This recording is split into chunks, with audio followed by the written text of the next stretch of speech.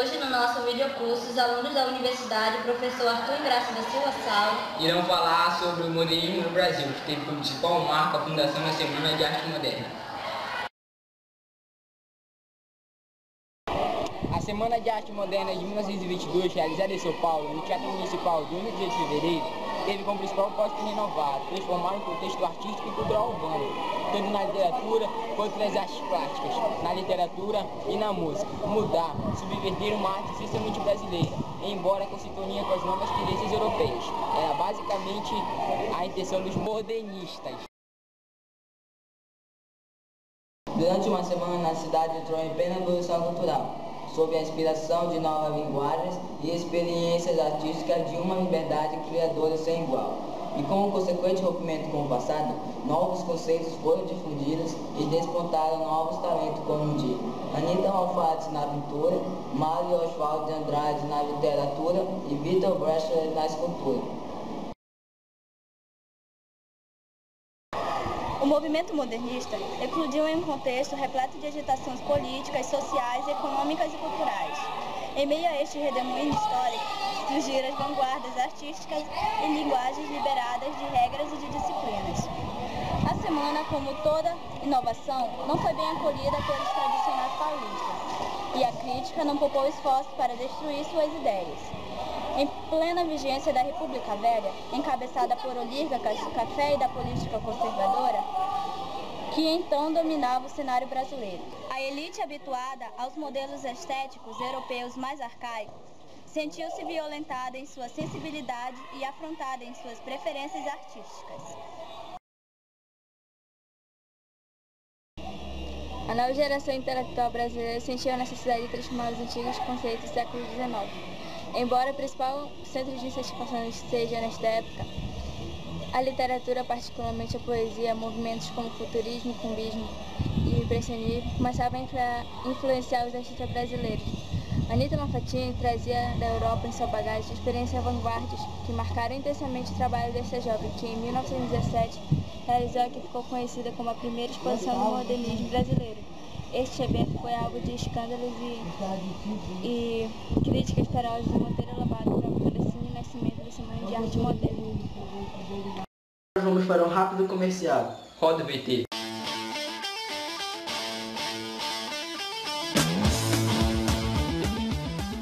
Nou, dit is dus de huiskamer. En dan komen we hier bij de slaapkamer. Oh ja. Met...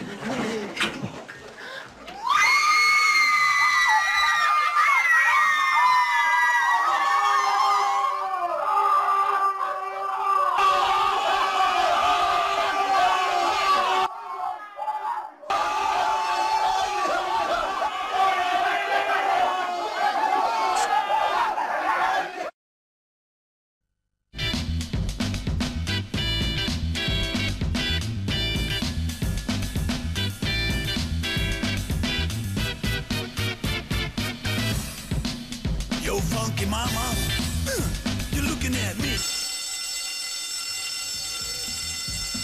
Do I match your pants and feet? Funky mama, the beat of my heat. My fire, and I'll pump the beat. You cook and I fry. Watch my body, don't be shy.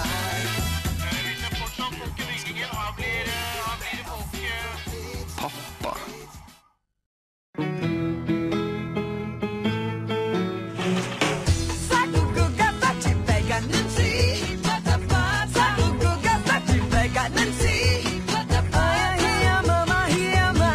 Sabe por que o Gino Passione está tão feliz? Porque você está feliz e paga menos na revisão programada. Conta com a agilidade do Autocentro Fiat e a segurança das peças genuínas. Aproveite, você fica mais feliz nas mais de 550 concessionárias Fiat.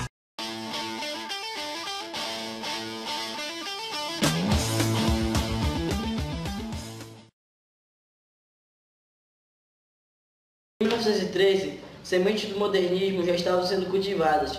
O pintor Lázaro Segel, vindo recentemente da Alemanha, realizará exposições em São Paulo e em Campinas, recepcionadas com certa diferença. Segel então retornou à Alemanha e só voltou ao Brasil 10 anos depois, em um momento bem mais propício. Mostra de Anitta Malfatti, que desencadeou a semana, apesar da violenta crítica recebida. Reunia ao seu redor artistas dispostos a empreender uma luta pela renovação artística brasileira.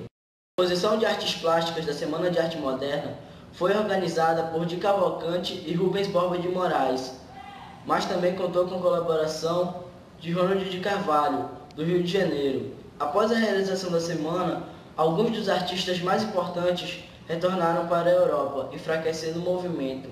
Mais produtores artísticos, como Tarsila do Amaral, grande pintora modernista, faziam o caminho inverso, enriquecendo as artes plásticas brasileiras. A semana não foi tão importante no seu contexto temporal, mas o tempo a presenteou com valor histórico e cultural, talvez inimaginável naquela época. Não havia entre seus participantes uma coletânea de ideias comum a todos. Por isso ela se dividiu em diversas tendências diferentes,